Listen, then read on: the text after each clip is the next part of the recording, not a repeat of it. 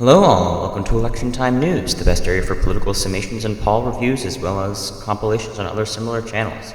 That's right, I have a new microphone. Let's hope that this sounds better. Today is Saturday, September 21st, 2024. However, due to pre-recording, not all information will be 100% up to date upon video publication on the 21st at 3 p.m. Eastern Time. This is my fourth video in my state-by-state analysis series, going in order of poll closing time. The fourth state as such will be Michigan. Most of the state closing at 9 p.m. Eastern Time on election night. However, most of the Panhandle will close at 10 p.m. along with the next state, Wisconsin.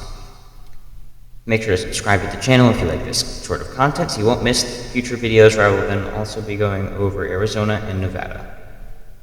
Looking at our map here, we have Trump winning Georgia and North Carolina. However, I will review North Carolina on Tuesday after recent events with a scandal with their current candidate for governor. This will fill up over the rest of the week. Tomorrow, as I said, will be Wisconsin, Arizona on Monday, and Nevada finishing things up on Tuesday. For another full prediction video will also come out on Tuesday. A packed week, and this channel has had tons of growth recently, so thank you all so much. 500 views on one video. It means a lot to me, so thank you all. Moving on to the video, Michigan. It was the closest state in the 2016 election, as Donald Trump only won it by 11,500 votes, being a margin of 0.3%, as seen here on Politico's results. However, in 2020, it swung over to Joe Biden's column by 2.8 points, a swing of 3 points to the left. One of the lesser ones overall in the country. Even some solid red states, such as South Dakota, saw a further shift to the left. However, this was enough to swing the state, which meant a lot for the Biden campaign. Shift was concentrated in the three largest counties in the state: Oakland County, Washtenaw County, and Wayne County, going in order from greatest shift to least. These three counties are a part of the outer Detroit metro area, and this shift mainly front-headed the state's flip. Additionally, we can see that Kent County flipped by a whole 9 points, actually flipping the county from red to blue. Kent County, Michigan, has the city of Grand Rapids, and this shift was mostly due to the white working-class population that lives here that voted for Trump due to his infrastructure promises, but then flipped to Biden for his Build Back Better campaign. However, these older white populations are less likely to support Harris, which should be a flag. Luckily for Harris, the inner cities are becoming even more Democratic, even though there's lowering Hispanic and Black support for the Democratic Party as more minorities are starting to vote for Republicans. There's increased support in suburban white women and other suburban areas in the wake of the post-Dobbs era due to the abortion issue.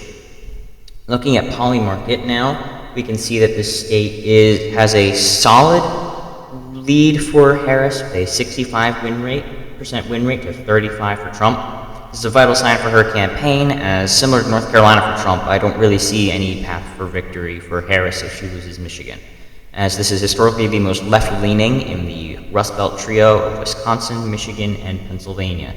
As if you look here, it was the most left-leaning in 2020, went by 2.8 points, while Pennsylvania only went by 1.2 and Wisconsin by 0.63. And in 2016, it was the closest, while Wisconsin went by 0.76, Pennsylvania by 0.72, and Michigan only went by 0.22. So now looking at the polls, starting off with Real Clear Polling, we can see that Harris has a comfortable lead, especially with a new poll by the Morning Consult, which we'll see on 538 in a minute. Starting with Real Clear Polling, we can see their average is Harris in the lead by 1.7 points. Moving to 538, we can see their average is way up, with Harris plus 2.7. Most of that is this one outlier poll, which put on here, done by Morning Consult, of 1,297 likely voters that ended 2 days ago, with Harris plus 8. However, a lot of recent polls have still shown good signs for her: Harris plus 5, Harris plus 3, Harris plus 5, Harris plus 5. This one by Emerson College in the Hill, only Harris plus 1. However, it is a smaller poll. It will show great momentum for her in the Great Lakes state, which is a good sign, especially considering that she has held a lead the entire time since she became the presumptive nominee in mid-late July. As we can also see on DDHQ and the Hill, we have a 1.2% lead in Michigan for Harris.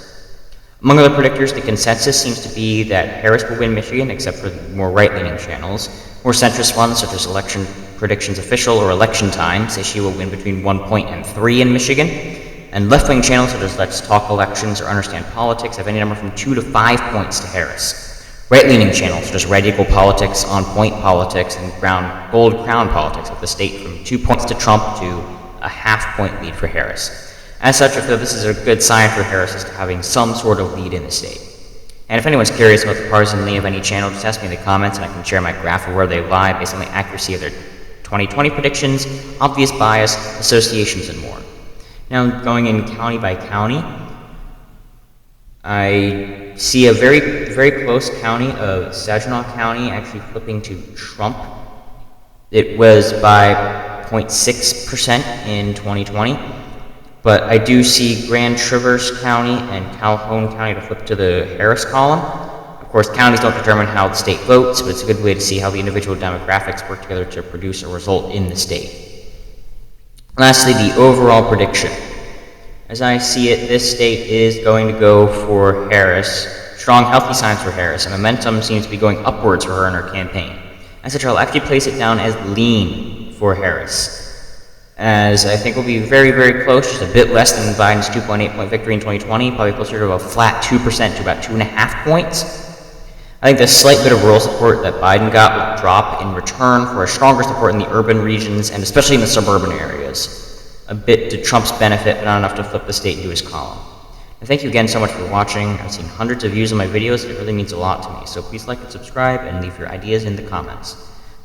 I got a new mic, so I'm really happy about that, but I'm happy to take other advice as well. Have a fabulous rest of your day, and hope to see you all tomorrow for my analysis for the state of Wisconsin.